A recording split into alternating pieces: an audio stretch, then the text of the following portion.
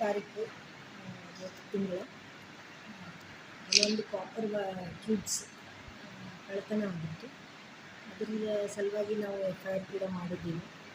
ಅದನ್ನು ಎಸ್ಟಿಮೇಟು ಕೂಡ ಮಾಡಿಸ್ಕೊಂಡಿದ್ವಿ. ಅದನ್ನು ರಿಪೇರಲ್ಲಿ ಇತ್ತು. ಅದನ್ನು AC ರಿಪೇರ್ ಮಾಡೋದೇ ಇತ್ತು, ಸರ್ವಿಸಿಂಗ್ ಎಲ್ಲ ಆಗಬೇಕಿತ್ತು.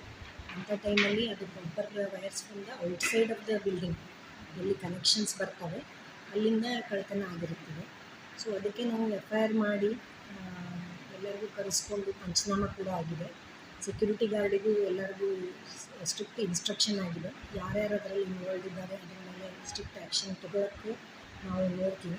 ಬಟ್ ಅದ್ರ ತೀರ್ಮಾನ ಏನು ಬರುತ್ತೆ, ಅದು ಯಾರಿದ್ದಾರೆ ಅಂತ ಇನ್ವೆಸ್ಟಿಗೇಷನ್ ನಡೀತಾ ಇದೆ. ಎಲ್ಲ CCTV ಕ್ಯಾಮ್ರಾಸ್ ಅಲ್ಲಿ ಇರಲಿಲ್ಲ, ಅದನ್ನು ನಾವು ಕೊಟ್ಟಿದ್ದೀವಿ ಈಗ ಮಾಡೋಕ್ಕೆ, ಎಲ್ಲ ಕಡೆ ರಿಪೇರ್ ಮಾಡೋಕ್ಕೆ. ಕೆಲವೊಂದು ಕಡೆ ಹೊರಗಿನ ಸೈಡ್ದು ಏನು CCTV ಕ್ಯಾಮರಾ ಆ್ಯಂಡ್ ಅದೇ ಡಿಸ್ಪ್ಲೇಸ್ ಆಗಿದೆ ಅದನ್ನು ತಗೊಂಡು ಅದ್ರ ಬಗ್ಗೆ ಮಾಹಿತಿ ತಗೊಂಡು ಪೊಲೀಸ್ದವರು ನಮಗೆ ನ್ಯೂಟೌನ್ ಪೊಲೀಸ್ದವರು ಸಹಯೋಗ ಮಾಡ್ತೀವಿ ಅಂತ ಹೇಳಿದ್ದಾರೆ.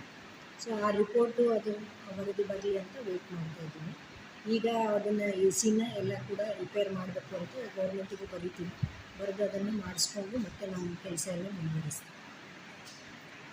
ಮತ್ತು ಇನ್ನೊಂದರ ಬಗ್ಗೆ ಕೇಳ್ತಾ ಇರೋದಂದರೆ, ಹಾಸ್ಪಿಟ್ಲಲ್ಲಿ IV ಫ್ಲೂಯಿಡ್ಸ್ಗೆ ರಿಯಾಕ್ಷನ್ ಆಗಿತ್ತು ಅಂತ ಮಕ್ಕಳಲ್ಲಿ. ಉತ್ತರ ಕರ್ನಾಟಕ ನ್ಯೂಸ್, ಇದು ಕನ್ನಡದ ಉಸಿರು.